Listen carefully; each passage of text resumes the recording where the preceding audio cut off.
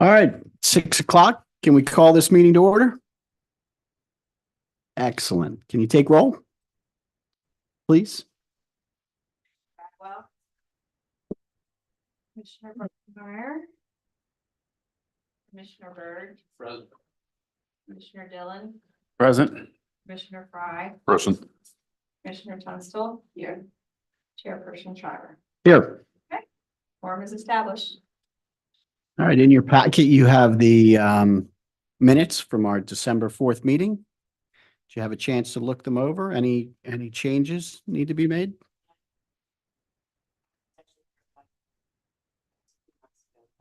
Oh, okay.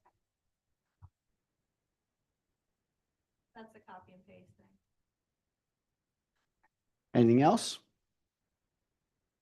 Anybody want to make a motion to accept them? I'll do. Second? Second. All in favor? Aye. Aye. Very good. Moving on to the next agenda item, we're going to talk about these minimum lot dimensions.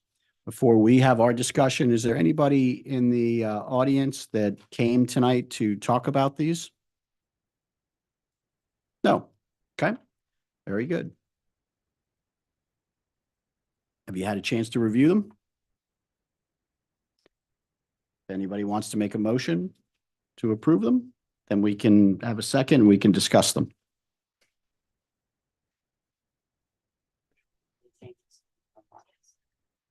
Okay, any second? Okay, discussion? Go ahead. If I may, please, if you would follow through. It appears to me that this started with the two lots that from the northeast section that we gave to Habitat. They were less than 10,000 square feet. But Habitat build the houses and they have a mortgage and et cetera. But I don't understand that after a certain date that the square footage per lot will be reduced is the way I'm reading this. Do you agree? Matt, you want to address Yeah, the way it's written? actually not reduced. The current code says that the minimum square footage per lot, per buildable lot is 10,000 square feet. You're right, this was sparked by the donation of the property to Habitat, but then there's other properties that are currently have buildings on them that are being demoed and they're under 10,000 square feet. So if they were to build, there would be a question on whether or not they could. So those lots were established long before January of 2024. They've been there for hundreds of years or whatever. So they would be virtually grandfathered. What we wanted to do here was also make sure that any new parcel was required to hit the 10,000 square feet and not say, well, parcel A is only 8,000 square feet, and you're allowing a house to be built on that. Therefore, we can fit, more houses into a development. So this is really looking at new developments, making sure that they meet current standards without being able to fall back on somebody else's grandfathered parcel size. So basically, if the dwelling or building was there, might be grandfathered, they could demo it and build on, say, 8,000 feet. If it's a brand new parcel, then it has to meet the 10,000. Is that about it? Correct, yeah. Thank you. I'm sorry, I didn't talk in. Go ahead. Is there any idea how many, there are a lot of lots in town, like if you own a lot, you have more than one parcel. So, for instance, I don't know, where Bill Bagwell lives, he lives on 4 or 5 parcels. So if he has, does anybody know how many in parcels like that are more than 10,000 that would end up having people could build houses they couldn't before? I don't have any idea. Matt, do you have any idea of how many lots we have that are less than 10,000 square feet?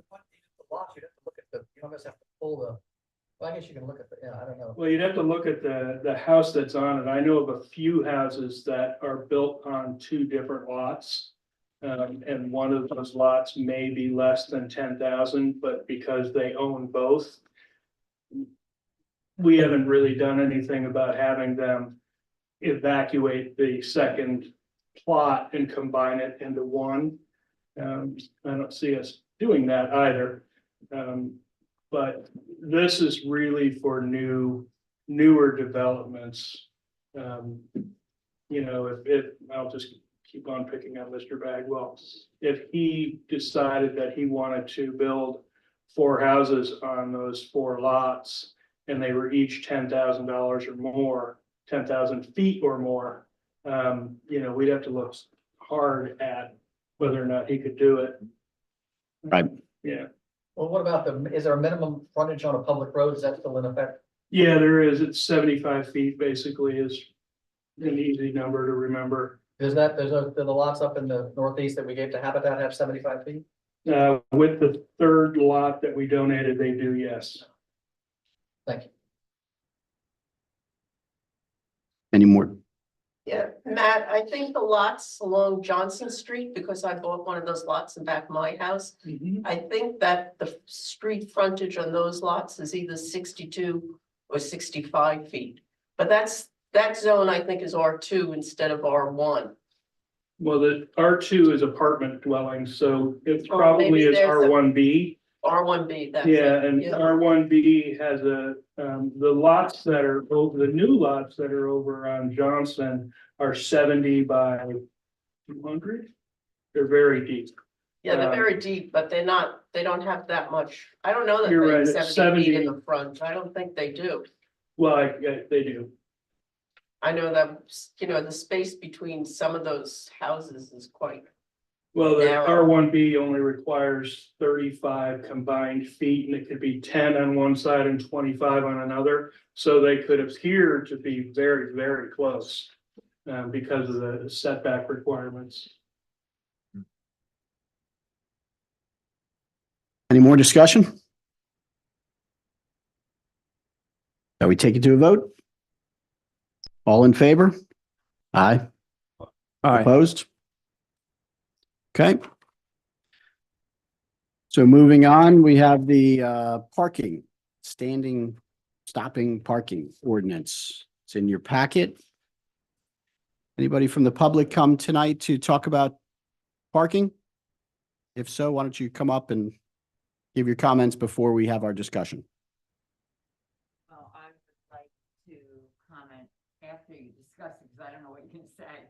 Would that work? Is that all right? If you want to talk before we vote, now's the best time for you to talk about it.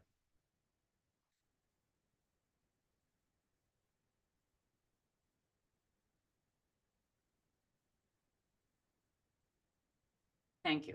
Sure. Priscilla Hart, Market Street. At our last meeting, we had a number of folks talking about some of the concerns they've had about cars being parked, particularly on Market Street all day long. Market Street is a business street. It's very busy. We think it's very appropriate for customers to park and have a place to park. I'm sorry, Priscilla, do you mind using the microphone? Oh, yeah. Can you hear me now? Sorry. We believe that customers should have a place to park.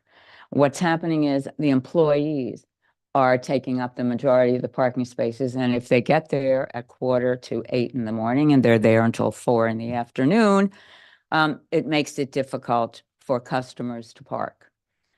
So I think for most of the vendors on Market Street, they would be very supportive of having a time limit for parking.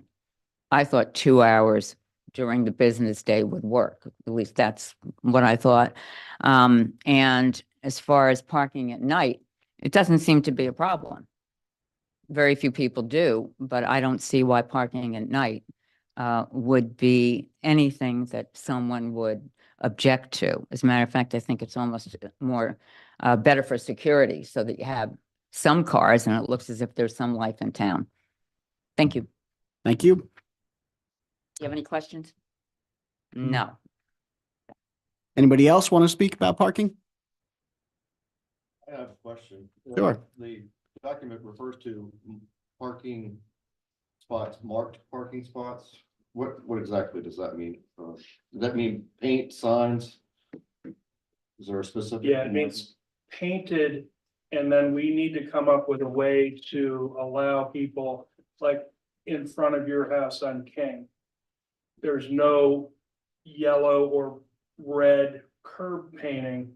So that would sort of indicate that parking is available. I've talked with Chief about trying to do something like, parking on the odd side only or something like that. And he thought that would be, given the number of homes that don't have addresses on them, it would be really hard to enforce. So what I'm looking at as far as this ordinance is concerned is on page 8, there's sort of a priority zone that's downtown. That's really what I'm looking for this ordinance to look at. Once we get out to residential, I think it's a completely different conversation. Does that answer your question? Yes, so Okay. it refers to King Street as being in the priority zone. And it refers to marked spots. And as far as I know, there are no marked spots on King Street. No, but you're not in the priority zone. It's only from. Let me see if I can get my directions here. I'm sorry. Basically just past the movie theater up north to King Street and then back down Market to Foggy Place. That's really what they're calling. And I say they, Hill Studios created this priority zone. So that's really what this ordinance covers, is that priority zone for on-street parking. Okay. Okay. I thought I read where it said all of King Street. Well, he recommended that we make all of King Street, Priority. no, just available. And we, the police department, and I have not gotten to that point yet because he's got available parking. Yeah, all down King Street, all around the corner, across the street from Mark Frank Motorsports, across the street from the parking lot there. That doesn't work. People can't get in and out. So there's conversations about that. So even though those were marked as we recommend that you make them parking, we're not there yet. Okay.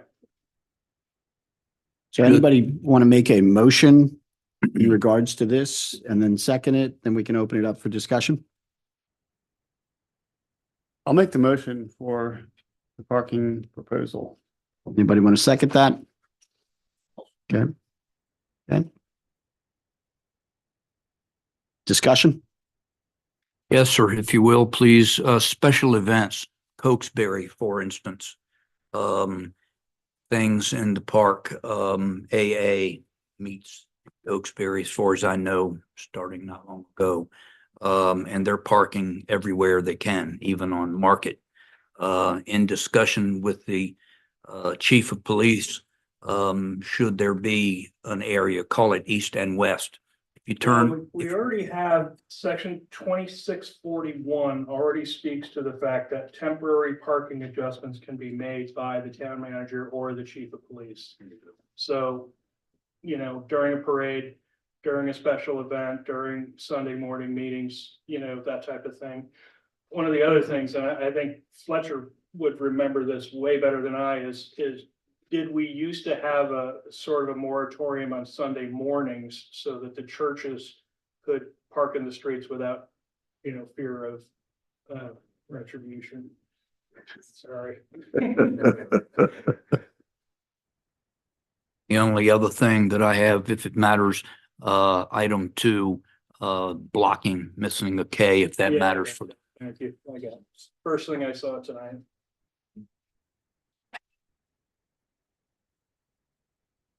Larry, you want to bring up your point? Yeah, I don't know if we'd actually gotten to it yet, or if it's just part of the general discussion, looking to limit the amount of parking on Market and whatever. We're just saying 2 hours across the board. I'm thinking it should be within specified hours, 7 to 5 in the evening. Because after 5, there's nobody in town. The only businesses left open are the restaurants. I know I myself can sit in Bizotto's for easily over 2 hours.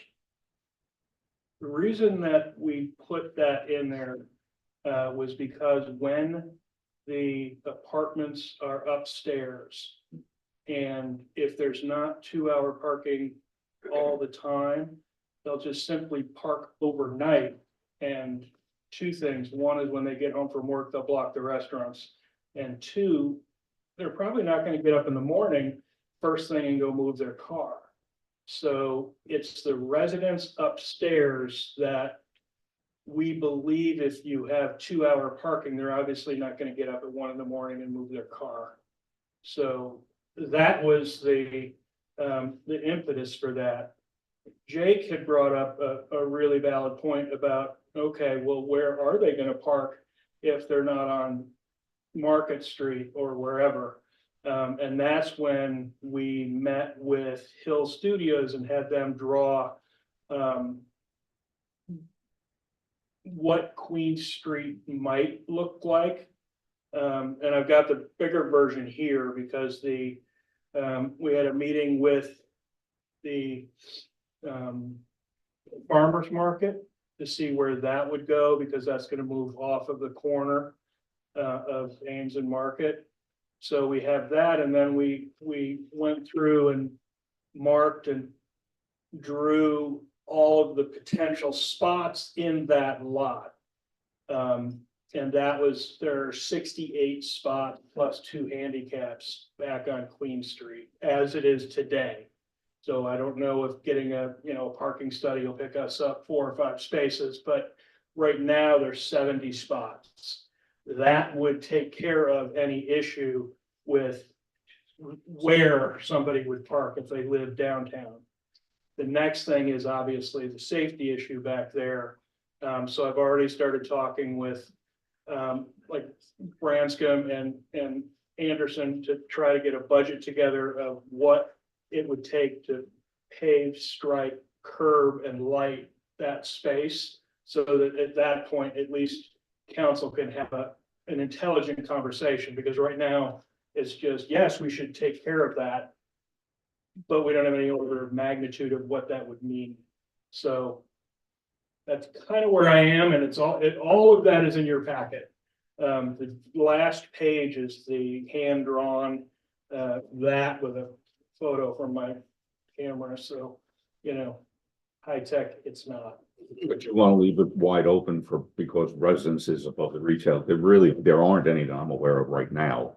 Right, but we have. And it's like a ghost town when you walk onto Right. Market Street at 5 o'clock. Right, I'm looking at the future, I'm not looking now. Yeah, but I assume that John is gonna sell those condos. Yeah. I assume that Wise Market is gonna have their 2 upstairs. I know that Williston is gonna have 6 upstairs. I know that there's a clothing store that's renovating upstairs for another apartment. I know that Janet's has 3 above it. So right now, if you just count 1.5 cars, we fill Market Street. So it's an issue of timing, I think, because the 2-hour solution would be great, other than people who spend a little more time, dining. Well, at any rate, I think the question is, how quickly could a parking lot be put in that would suit the needs of the town, the residences and the businesses? I mean, when Williston is up there, you're going to have realtors, parking. Yep. Presumably in the back. Yeah. The bakery, they can park there, and if you can put the 2-hour and it's enforced, the Foggy Place. So, I mean, you can park there right now. Certainly the Foggy Place people can during the day, but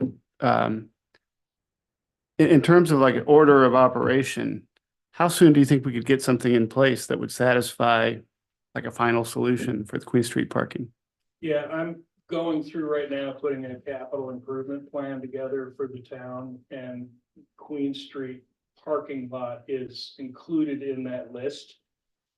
So it comes up during budget cycle.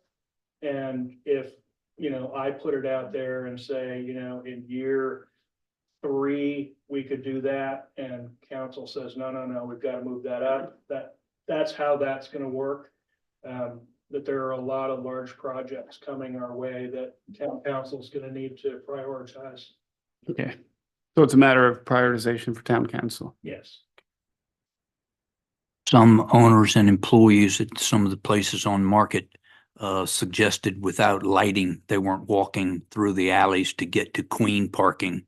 So that is something we discussed, and that's part of the project also at some point in time, is it not? Yeah, the alleyway between the bakery and the Yes, sir. Welcome Center will be lighted beautifully, and there will be cameras there. Good. In the back, what I'm hoping to do is use the same light fixtures that we have downtown on the street inside those curbs. With a little bit of landscaping, I think that would look really nice. And that would give us the safety that we need out there. Between the bank and the Lilliston is a challenge because we don't own either side of that. But we're talking about an easement so that folks can walk through that space. If we got that, I can't imagine anybody not allowing lights. So we would have that, and then the little one I always forget is over by John Fege's office that goes to the back there. It's unkept, but it's still someplace that people walk. So all of those places we're looking at. And there's also the sidewalk in front of the mural. That's planned. Is that true? We put in a grant application to have VDOT cost that out. I've got a meeting with them on the 12th to talk about those. If you remember the plan that Hill put together for that curb bump that comes out, and you have landscaping on the corner, having that plus a sidewalk down to Queen Street is that plan. I don't know how excited they're going to be about that, just to be honest. I think they'll look at our crosswalk grant application a lot more seriously because it's safety related. We have sidewalks across the street. So I don't know how that's gonna go. Plus, it might take the ability for all you people banging U-turns over by the post office. Yeah, everybody out there. For a drive over Bagwell Bridge and come around town the other way, it's a little more scenic. The high tides, last Yeah. few days. Anything else we want to discuss about this proposed ordinance? Would you have any restrictions on the length of parking in a Queen Street parking lot? It's not in this ordinance. I think it might be. Isn't there something about license plates and, Yeah, 48 hours. yeah. So you could work for 2 days and. Well, that's one of the things. We had to take that out. It used to be 48 hours back on Queen Street, and we had asked one of the locals who was just parking on North Street, period ever. We just asked if they would move their car back to Queen Street, and then we realized that there's a big sign that said, no parking for more than 48 hours, so we took that down. But right now, there isn't any.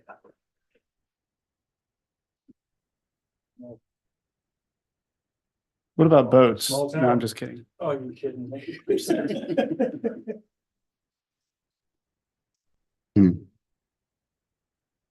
The other thing that I did want to mention is that we're gonna put the parking fee, the parking ticket fee, we're gonna use there's a standard fee and fine schedule for the state.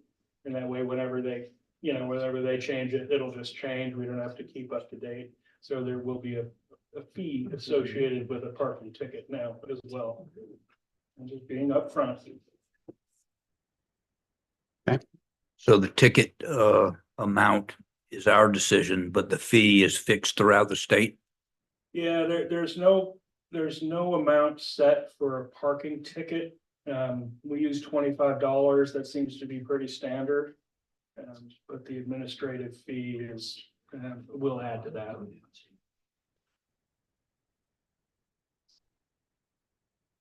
Any more discussion? Any changes anybody wants to make to this, or shall we just vote on it as is? Good. And let's go ahead and vote. All in favor? I, Aye. Aye. Opposed? Okay. Can I That's- make one more suggestion. I had a town council member that said that where I had written on north between Market and King, she didn't feel that that was clear. She felt that could include King Street. So I'm gonna reword that, that one little blurb. Okay. Okay? Will this have to go to a public hearing? Yes. Yeah. It all does. So we'll do a joint public hearing with town council. I'll send this their way and see if it's their pleasure to do it at the next meeting or the one after that. Very good. All right. Any public comments? No? Just in general. Anything you want to talk about? Really.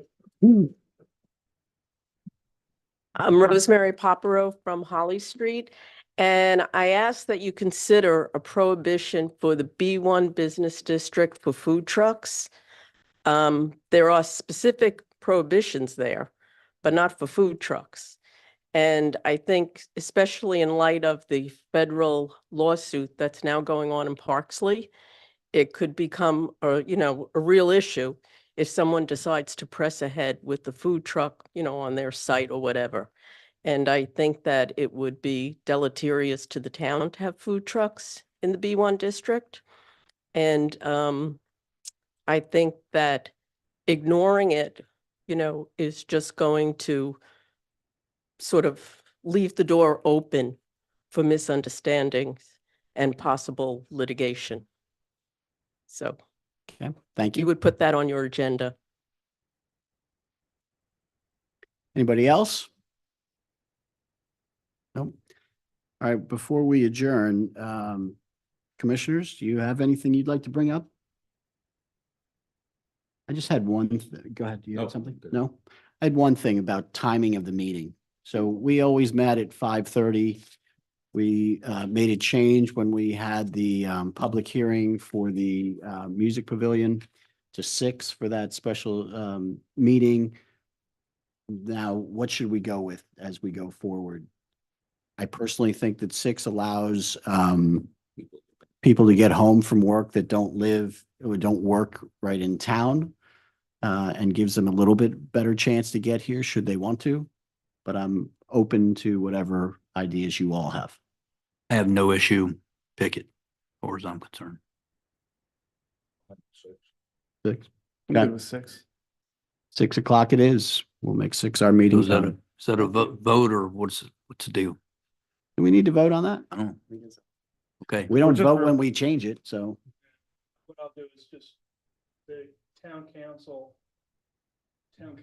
has to make an annual vote for meeting dates and times. Okay. I'll just add that to it real quick and have them, I'll ask them to change it to 6 from 5:30. Okay, very good. Well, if okay, then this meeting is adjourned. Oh, no, we have to get No. firsts and seconds. Sorry. Motion to adjourn. Second. All in favor? Aye. Aye.